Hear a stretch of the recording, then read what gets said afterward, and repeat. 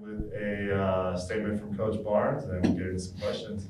This is an exciting week because we haven't played in 12 days. So, really excited to be playing again tomorrow and then on Sunday. Then, after that, we're on the road for a while. So, we don't have another home game until the middle of January. So, just excited to be playing again. It's been a long little break, but a really good break for us. This break compared to last year's break when you guys it was like in between like the organs The COVID yeah situation. that But it wasn't so long. I don't remember how many days that was, but yeah, it might have been similar. It feels like it's been a long time, but I think the good thing is that we kind of were able to like just take a break for a couple of days. The players had a weekend off. You never get weekends off during the season. They got to kind of, they look re-energized, and I think for us, we got to do some recruiting, and in practice, we got to work on some things. Usually, with such a quick turnaround, you don't have time to work on things. So we've had plenty of time to work on things and get rest. So I think it's a good thing. What specifically did you work on over the break? Just worked on, obviously, we've been turning the ball over more than we usually do. So just basic fundamentals of our passing and our spacing and timing moving to the pass. Working a little bit more against zone because we hadn't really done that. And then in St. Thomas, we got surprised. So working against different ways that people are going to play us in the zone because I think this week we'll get zoned. So working on that, working on some different presses and just different things we're going to use as we progress into the Pac-12 season. So it's actually a good break for us because if you think about, we play Thursday, we play Sunday, we go on the road, play next Friday, and then we play Texas, and then we start the Pac-12. So it's coming up pretty fast, and there's a lot of things we have to get better at before the Pac-12 season. Do you think that getting this time sort of maybe puts you a little bit ahead of where you thought you maybe would be because you got to put in different things and work on different things when you normally wouldn't? Yeah, I think so. That's twofold because like game experience and you get to see in game situations what you have to work on. So I think that's the positive of the games. And at these times of years or this time of year, you can play a lot of different combinations and different players and give them experience. But then on the flip side with practice, yes, I mean practice is a lot of times tougher than games. So longer, we got to get more shooting, free throws. We haven't been shooting free throws really well. So I think that this did give us time to improve on things that we were exposed in certain areas in St. Thomas. So I think that will be the positive take from there. But forfeiting a game, that doesn't count as a win for us. I wanted to fill the spot, but we just couldn't fill the spot. So ideally, I would have wanted to add a game in between there versus 12 days of practice as a player. You're like 12 days of practice. So yeah, it wasn't ideal, but I think we're making the best of it.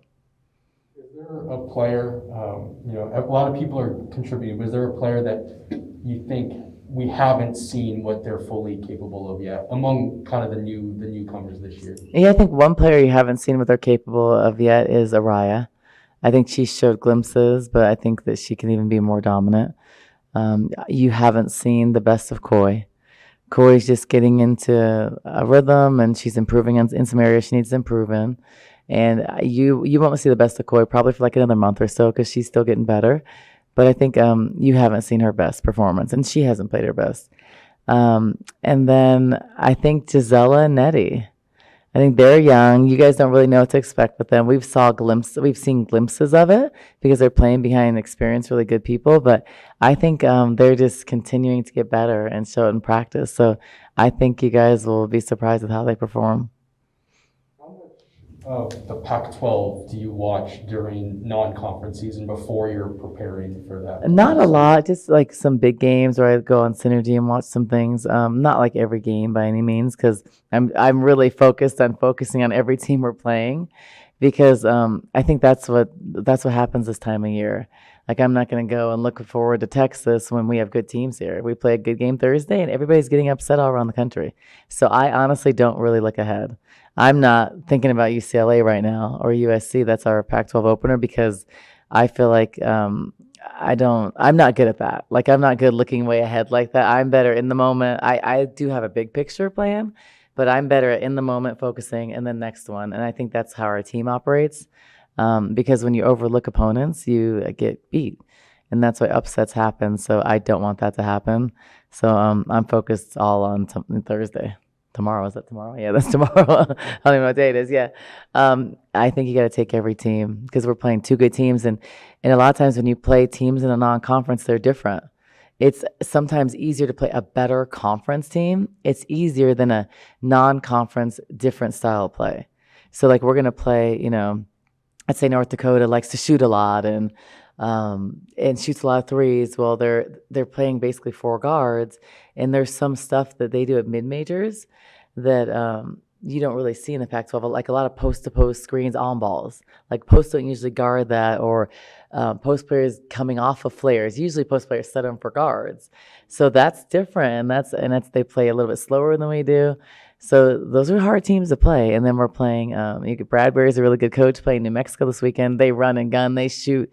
They have a lot of possessions. They want to shoot the ball fast. There's no team in the Pac-12 that plays like that. So I think our experience in St. Thomas will help prepare us for that. But they're two good teams. Then we go at NAU, in-state school, on the road, a hard trip. So these are hard games. And then we play Texas. So it's not an easy road, these next four. So I just one at a time. I better narrow your focus on one thing, and get our team better every week. So you should see us better tomorrow than Sunday. Like my goal is to get us better in something every time we step on the court. And what do you think about your opponent tomorrow? They're good. They're really comfortable on offense. I think they run a lot of good stuff. They have a lot of offense, but we're familiar with chin. We guard a lot of chin in the Pac-12. I'd say 8 out of 12 of our Pac-12 schools run chin, so we're familiar with that. But like I said, it's basically four guards. So that means one of our post players, I don't change our lineup for that. I like people to adjust to us. So one of our post players will be guarding a guard. So it's a good challenge. I like that. They shoot the ball well. It's not going to be a super fast game on their end. So it's going to be challenging, I think, in a lot of ways because of that. But I think our defensive pressure can bother them. I think I don't know if they face someone as, a high octane defense, like tenacious defense in your face. I think that'll affect them. But, we have to guard them at the 3-point line, and we have to really disrupt their offense. If they're comfortable, like they have a chance to win here. So, definitely a well-coached team. For your fans who don't know what chin is. Oh, chin. So chin's just a type of offense that's ran, and there's certain patterns in it that we're familiar with. So there's certain things that come out of chin that are typical guarding actions that we're used to, so which will be good. So if you see us really working hard to make the post players catch it above the free throw area or outside the elbow areas, that's the way that you kind of disrupt it. But so hopefully it'll look like we've played against it when you see the game tomorrow. Because it's hard to guard because a lot of it's reads. So Stanford's notorious for running chin. I mean, UConn, a lot of teams do.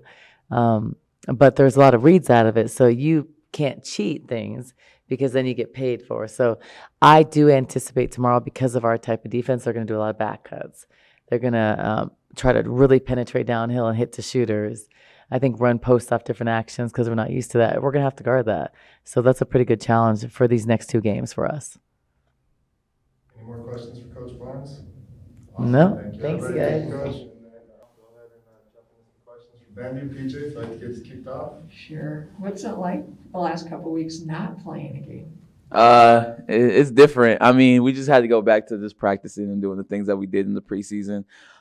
Practices was a little harder because we don't have a game, but it was just good for our conditioning and good to get our mental space back before we start playing again.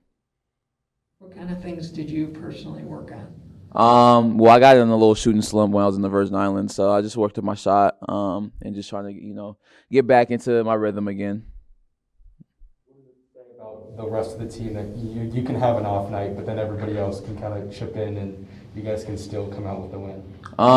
That's like we said, we're talented from 1 to 15. Everybody steps up in different moments. In the Virgin Islands, Shayna stepped up really big for us, and Kate stepped up really big, and Sam had big games. I think everybody, knows what they can bring to the team, and every game is going to be different. Everybody's going to contribute every game, and I think that like I said before, like you're seeing that our team is really talented, and it doesn't matter who has an off night because everybody else is going to pick up the slack.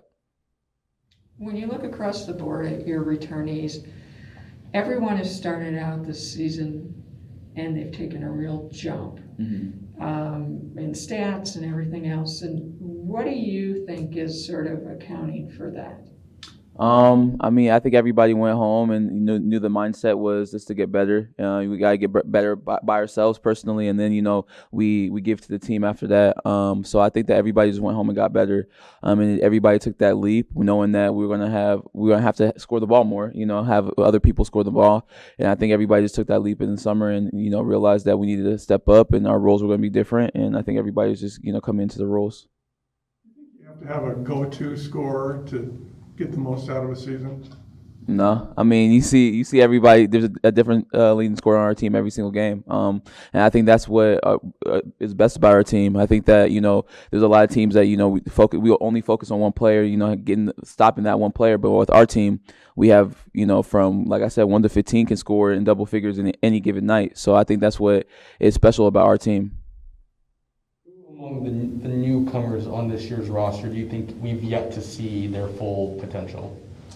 I think all of them. I mean, I think you've seen bits and pieces, but every single person, I don't think we haven't seen the best of Coy. We haven't seen the best of Araya. I think we've seen glimpses of them. Same thing with Nettie. Same thing with Annegret. And Gisela. I think we get seeing glimpses, but like in practices, they've been going crazy, and so I think that, when they get the opportunity, they're going to show out just like they're doing now. You've been tempted at all to follow the rest of the Pac-12 much to see how the other teams are doing? Just a little bit. I follow my hometown schools just because I have friends on those teams. But other than that, I really don't look at the Pac-12 that much. I just know that there's a lot of upsets going on, and so we're trying to stay, undefeated and keep pushing, and not be one of those teams that get upset this year.